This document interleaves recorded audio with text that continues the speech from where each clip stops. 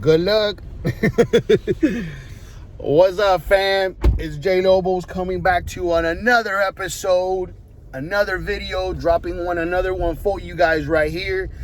And I wanted to talk to you guys about actually, I got just a phone call this morning that one of my people from BNI, Business Network International, he calls me and he said, Justo, I contacted the dealership, the creditor basically, and to go ahead and do the deferment with the car loans or the car payment.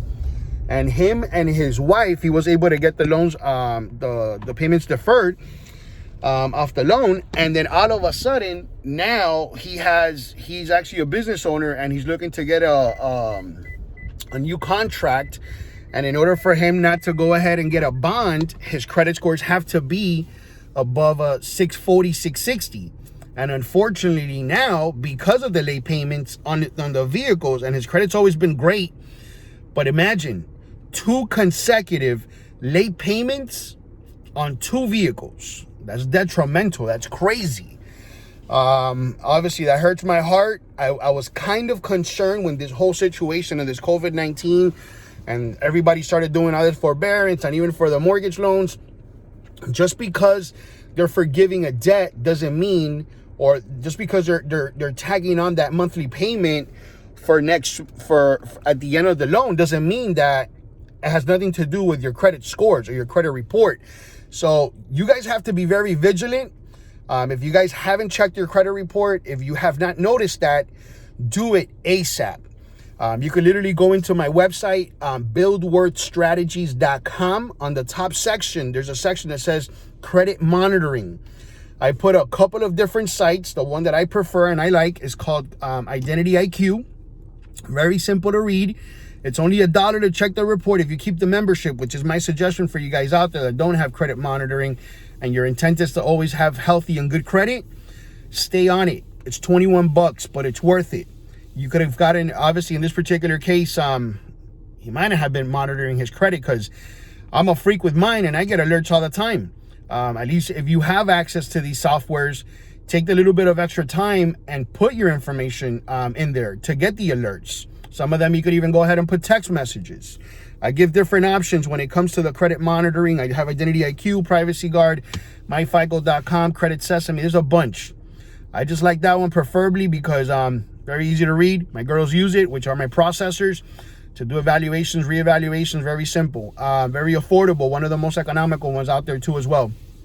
But nevertheless, the most important thing, double check your credit. You do not want to go ahead and incur a third. This guy's going from the mid 7s and he's at the high 5s because credit's a snapshot on what's going on right now. So if today you have a late payment, the impact that it's going to have on your credit scores is going to be very detrimental, especially if you're already flying high. If you have a high credit score and you have 1 late payment, man, you could be dropping 65, 70 points. 2 late payments, over 100 points, which is exactly what's happening to this friend of mine, client of mine. And so one of the things that I told him, which obviously I'm going to go ahead and encourage with you guys, there's a few things, obviously options when it comes to if you guys do discover and you do have late payments. My first solution, go ahead and get in contact with the creditor. Have that open line of communication with them. Let them know exactly what's going on. Don't take no for an answer. Oh, we didn't report, or we don't do that, or we can't. Don't take no for an answer. Escalate that junk. Talk to a supervisor. Talk to a manager. You need to talk to somebody. Obviously, there's different methods. So the first thing you have to do, contact the creditor. If you do have any late payments, obviously catch up as fast as possible, because sometimes too, they'll continue to have some sort of balance. So you have to figure out all the details, ask all the questions. What's going to happen with the ones that I didn't pay? What's the amount that I have to pay now in order for me to catch up so I don't incur a late payment? Are you guys going to rectify that information? Are you gonna send over a dispute to the bureaus rectifying that? Because I was under the impression, or I was told, that I was not gonna get any more late payments on my credit because of the forbearance. You guys were gonna tag on those additional payments towards the end of my loan, or whatever the agreement that you had made originally. If they say that we can't do that, then you have to obtain a letter from them. Get a letter, something that says that they're willing to go ahead and rectify it.